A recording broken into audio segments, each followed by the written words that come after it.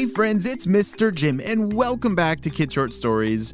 Do you know what makes these stories way more awesome? Yes, sharing with a friend. So right now I want you to think of two friends that you can share this story and definitely part one. Since today's is a part two story, I hope that they've already heard at least part one. So ask your parents to text two of your friends, both yesterday's and today's episode. Are you guys ready for today's adventure? Me too. Let's go.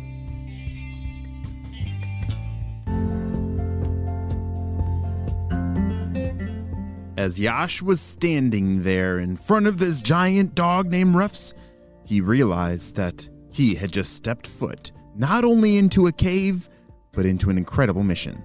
Wait, hold on a second. What's going on? Oh yes, remember in the last episode that Yash was trying to see if this giant dog was real, and he stumbled into a cave and he learned that it is actually real. And that is where our adventure continues.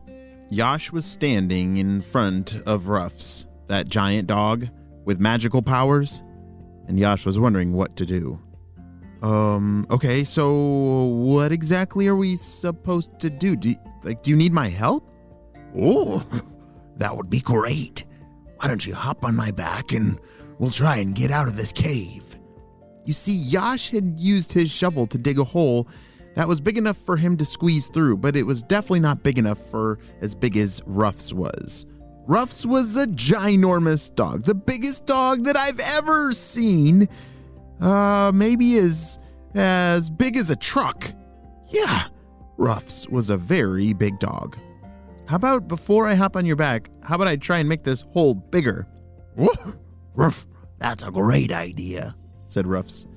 Yash grabbed his shovel and started digging away at the wall of snow that had covered the entrance to this cave for who knows how long.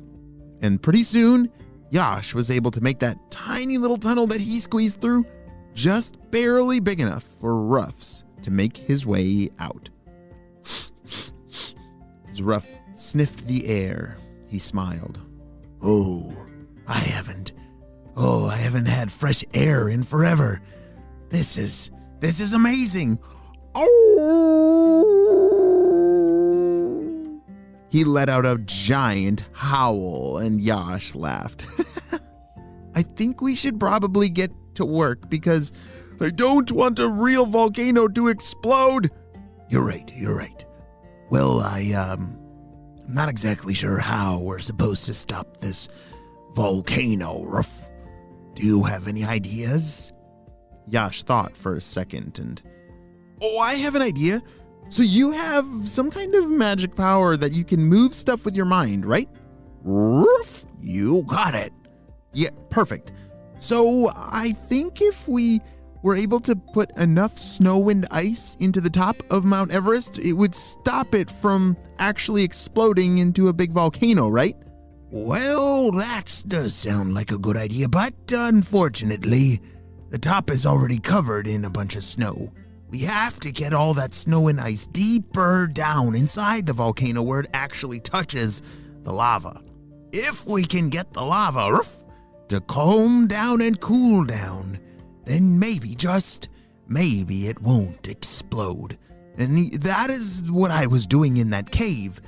But when all that snow fell down, it blocked me in, and I was unable to bring any more snow along the way. Yash didn't realize that the cave that Ruffs, the giant dog, was in was actually a tunnel that led all the way down to the source of all the lava for Mount Everest. Now they just need to find a way to get that snow all the way down to the lava. Do you have any good ideas of how to move a whole bunch of snow really far away? Oh, you can slide on snow. So maybe if they had a whole bunch of sleds, they could fill the sleds up with snow and slide them down, right? That's a good idea, but I think we're going to need a lot more snow than just a few sledfuls. Ruffs, I need to see the tunnel that goes all the way down to the lava. Can you show that to me? Said Yash. Oh, absolutely. Let's go, Ruff. Ruffs led the way and Yash followed close behind as they walked deeper and deeper into this cave. And it quickly did turn into a very steep tunnel down. It was very, very slippery. Whoa! Whoa! Whoa!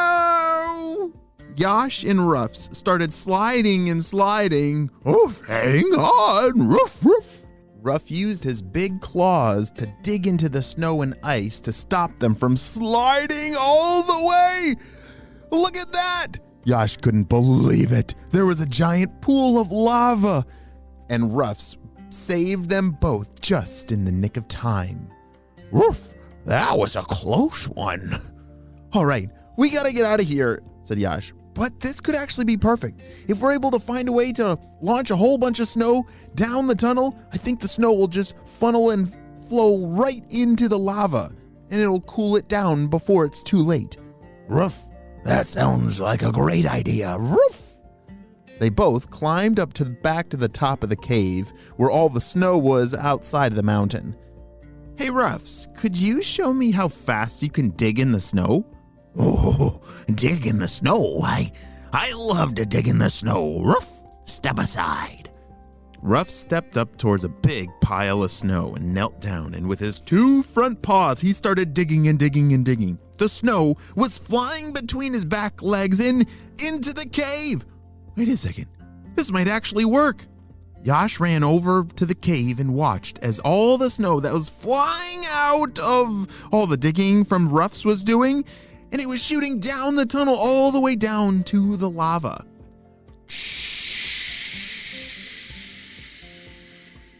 They could hear the sound of the lava cooling from all of that snow and ice.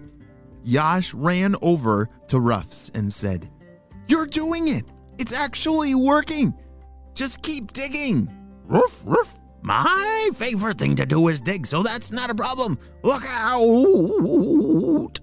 Ruffs continued to dig throughout the rest of the day, dumping all of the snow that was on Mount Everest all the way into the cave, which slid all the way back to the lava. By the end of the day, Ruffs had completely filled the cave and tunnel and the pool of lava down below with snow and ice, and the lava was out for good. Wow, Ruffs! You did such a great job, said Yash. Ruff, ruff. Oh, that was fun. Ruff. So where are you going to sleep tonight, Ruffs? Oh, well, now that that cave is all filled up, I'm not exactly sure. Ruff. Yash didn't even think for a second, and he said, "You should come back with me! Come on!" Ruffs was now the happiest dog ever. He was able to save the whole area from an exploding Mount Everest. And he found a new friend and maybe even a new home with Yash. The end.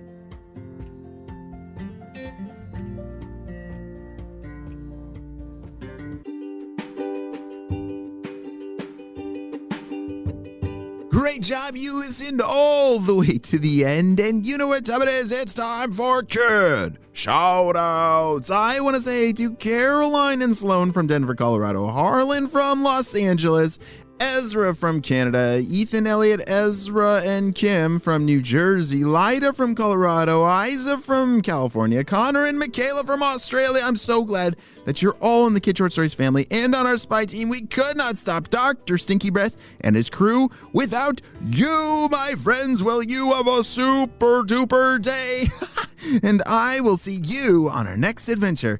Bye!